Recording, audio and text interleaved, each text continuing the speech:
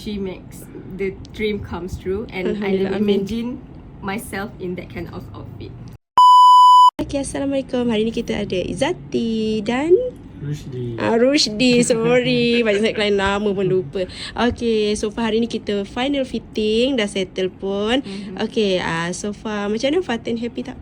Oh, happy sangat. Saya tak sangka saya ada dalam outfit yang macam tu. Okay, and Alhamdulillah. It look cute. Okay, And sangat cute. Sangat cute. Yes. And thanks to Julia sebab Okay. she makes the dream comes true, and I Alhamdulillah, never amin. imagine myself in that kind of outfit.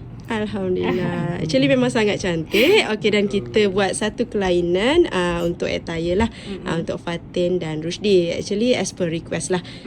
Kita hanya follow sahaja dan usahakan. Okay, Rushdi okay so far dengan outfit? So far okay, baju selesa, ukuran pun okay, semua selesa lah. Alhamdulillah. Okay, so insyaAllah see you soon. Okay. Semoga dipermudahkan. Doakan kami dapat jalankan dengan sebaik mungkin. Okay, Assalamualaikum. Bye-bye.